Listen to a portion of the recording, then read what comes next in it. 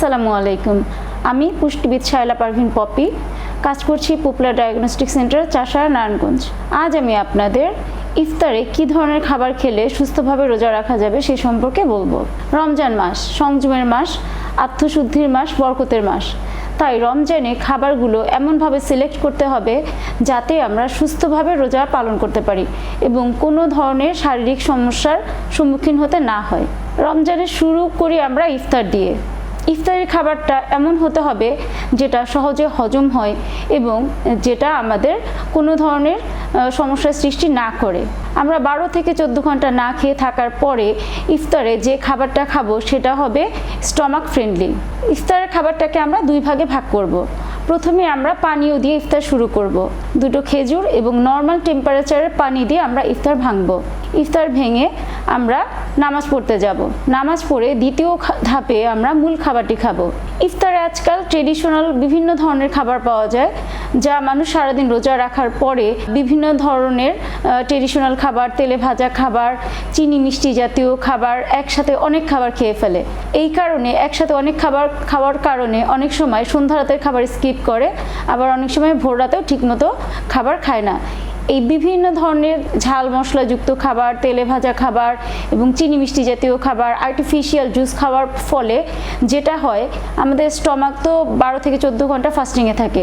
যখন at a time এতগুলো খাবার আমাদের স্টমাকে যায়, তখন কিন্তু স্টমাকের উপরে একটা প্রেশার পড়ে, যার ফলে স্টমাক আপসেট হতে পারে, ইনডাইজেশন হয়, পেট ব্যথা করে, পেট জ্বালা পোড়া হয়, বুক ব্যথা করে, বাউল মুভমেন্ট ঠিক মতো হয় না, যার ফলে কনস্টিপেশন হয়। এই অ্যাসিডিটি এবং ডাইজেস্টিভ প্রবলেম ছাড়াও ইফতারে অ্যাট এ টাইম অনেক ধরনের তেলে ভাজা খাবার, মিষ্টি জাতীয় খাবার, আর্টিফিশিয়াল জুস এগুলো খাওয়ার কারণে ওজন বেড়ে যেতে পারে, ব্লাড প্রেশার বেড়ে যেতে পারে, ব্লাড সুগার লেভেলটা বেড়ে যেতে পারে এবং রক্তে চর্বির পরিমাণ বেড়ে যেতে পারে।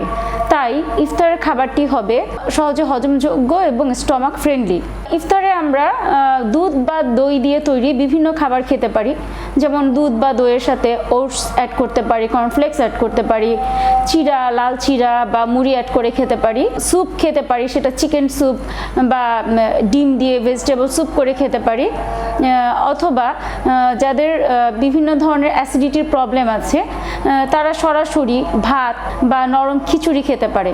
এই ভাত বা খিচুড়ি পরিমাণ মতো নিয়ে তার সাথে প্রোটিনের সোর্স হিসাবে মাছ, মাংস বা ডিম রাখা যেতে পারে। যারা ট্রেডিশনাল ফুড খেতে চায় তারা কিছুটা মডিফাইড করে ইফতারে খাবারগুলো খেতে পারে, যেমন ছোলা। এই ছোলা আমরা যদি তেলে ভাজা ভুনা না করে লবণ দিয়ে সিদ্ধ করে তার সাথে বিভিন্ন ধরনের বিভিন্ন কালারের সালাদ অ্যাড করে খেতে পারি, তাহলে কিন্তু এই ছোলাটি আমাদের জন্য পুষ্টি চাহিদা পূরণ করবে এবং এই ছোলাতে থাকা এবং সালাদে থাকা অ্যান্টিঅক্সিডেন্টগুলো আমাদের রোগ প্রতিরোধ ক্ষমতা বাড়াবে। ছোলার পরে যে তেলে ভাজা খাবারগুলোর প্রতি আমাদের লোভ থাকে, যেমন বেগুনি, পেঁয়াজু, আলুর চপ, এগুলো যদি খেতে ইচ্ছা করে তাহলে আমরা প্রতিদিন না খেয়ে ঘরে তৈরি করে একটা থেকে দুইটা আইটেম খেতে পারি। বাইরের যে তেলে ভাজা খাবারগুলো থাকে সেটা কিন্তু আমাদের স্বাস্থ্যের জন্য খুবই ক্ষতিকর, কারণ বাইরের একই তেলে বারবার এই জিনিসগুলো ভাজে, যেটাতে ট্রান্সফ্যাট থাকে। এই ট্রান্সফ্যাট আমাদের শরীরের জন্য অত্যন্ত ক্ষতিকর। আর বাচ্চাদের জন্য আমরা ঘরে তৈরি স্যান্ডউইচ বা বার্গার বা পিৎজা, নুডলস, পাস্তা এগুলো রাখতে পারি। তাহলে ইফতারে যদি আমরা এইভাবে ফুড সিলেকশন করি তাহলে কোনো ধরনের হেলথ হ্যাজার্ড ছাড়া আমরা পুষ্টি চাহিদা পূরণ করে সুস্থভাবে রোজা পালন করতে পারি। আর ইফতারে আমরা অনেক সময় বিভিন্ন ধরনের আর্টিফিশিয়াল জুস খাই, যেমন বাইরের জুস, কোক, ফান্টা, তারপরে হচ্ছে গিয়ে বিভিন্ন কালার মিশ্রিত জুস। এগুলো কিন্তু আমাদের শরীরের জন্য অত্যন্ত ক্ষতিকর, কারণ এগুলো হচ্ছে প্রিজারভেটিভ থাকে ক্ষতিকারক, যা আমাদের ব্রেইনের জন্য ক্ষতিকর। তারপরে হচ্ছে বিভিন্ন ধরনের আর্টিফিশিয়াল কেমিক্যাল, কালার এগুলো থাকে, এগুলো খাওয়া যাবে না। এবং ইফতারের সময় অতিরিক্ত ঠান্ডা চিনিযুক্ত শরবত খাওয়া যাবে না। শরবতের মধ্যে আমরা ফলের শরবত খেতে বলি। সিজনাল যে ফলগুলো পাওয়া যায়, যেমন আমের বা বেলের বা তরমুজের, বিভিন্ন ফলের শরবত আমরা খেতে পারি। ফলের শরবত আমাদের সারাদিন রোজা রাখার পরে যে পানি শূন্যতা তৈরি হয়, এই পানি শূন্যতা দূর করার পাশাপাশি আমাদেরকে ফলে থাকা ভিটামিন, মিনারেলস, ফাইবার আমাদের রোগ সংক্রমণের ঝুঁকি কমাবে, এতে থাকা অ্যান্টিঅক্সিডেন্ট রোগ প্রতিরোধ ক্ষমতা বাড়াবে।